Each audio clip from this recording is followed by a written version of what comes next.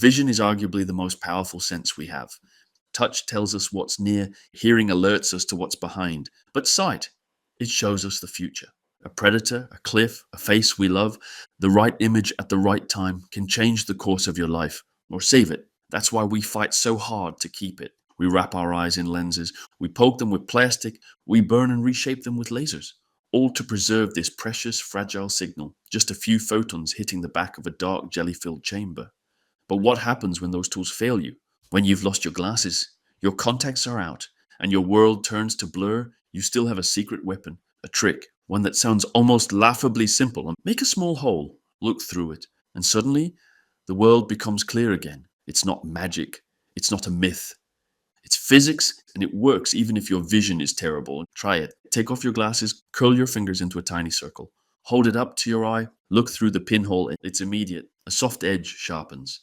Text snaps into focus. The fog lifts. But how? To answer that, we have to zoom in, not on your eye, but on light itself. Light doesn't just travel, it explodes. From its source, it shoots in every direction, bouncing off every surface, scattering like 1,000 stories, all being told at once. Some of those rays end up in your eye.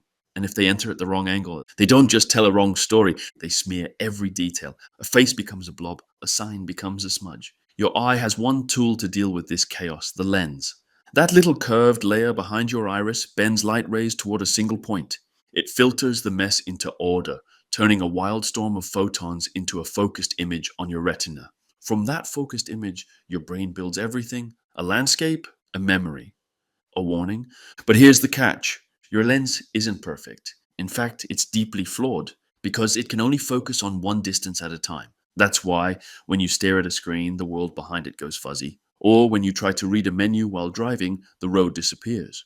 Your eye constantly changes its focus using tiny muscles that squeeze or stretch the lens. It's like autofocus on a camera, but older, slower, more prone to error.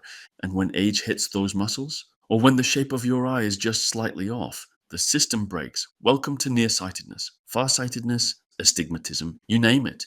And that's when we reach for lenses, curved pieces of plastic or glass that bend the light before it hits your eye. They correct the angle of entry so your flawed lens doesn't have to work as hard. But what if you don't have your glasses? What if you're stuck squinting through the blur and need to see now? That's where the pinhole comes in. It's not a lens. It doesn't bend light. In fact, it does the opposite. It blocks light. It filters out the chaos, not by focusing it, but by limiting it. Here's the idea. When you look through a tiny hole, only a single narrow path of light can reach your eye from any given point. Every other angle is cut off, which means the blur disappears. Instead of receiving scattered rays from an object, your eye only gets one clean, direct line. No crossing, no overlap, no mess. And when there's no mess, your retina has nothing to misinterpret. It simply sees what's there. It's the same principle behind pinhole cameras, those tiny boxes with no lens, just a small hole on one end and a surface on the other. They can produce shockingly sharp images, even without any glass at all. Why? Because only the most direct light rays make it through. It's also the reason photographers get more depth of field when they use a smaller aperture. A narrow opening increases sharpness across distances. The background and foreground both snap into focus at the cost of light. And there lies the trade-off. The smaller the hole, the sharper the image, but the darker the world. Pinhole vision is clarity through sacrifice. You lose brightness, color, depth, but in return, you gain control. So why don't we just wear pinhole glasses all the time? Some people do. Pinhole glasses are real. They look like dark sunglasses full of tiny holes. And yes, they can help focus your vision without lenses, but they come at a price. They're dim. They distort your peripheral awareness. They're tiring. Because while your vision is clearer, your brain works harder to stitch together a complete picture from that tiny sliver of light. And in most cases, traditional lenses are just more efficient. Still, the pinhole has its place. It's used by eye doctors to test your maximum potential vision. It's used by photographers to cheat depth of field.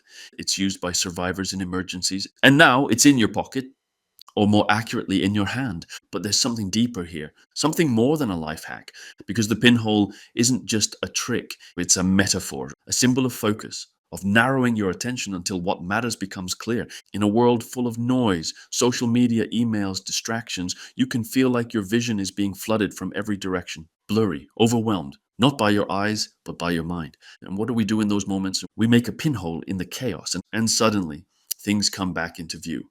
So yes, this video is about seeing without glasses, but it's also about perception, about simplicity, about realizing that sometimes the sharpest clarity comes not from adding more, but from allowing less. A smaller input, a clearer signal, because sometimes you don't need everything. You just need one true point of light. Next time you're stranded without your glasses, try it. Make a circle with your fingers, peer through, and remember, you have more tools than you think, more control than you've been told, and more clarity waiting just beneath the blur. So the next time the world goes out of focus, don't panic. Focus smaller. Look through the noise and see what's always been there. Because vision isn't just what your eyes take in, it's what your brain chooses to believe. And sometimes all you need to believe is a hole in your hand.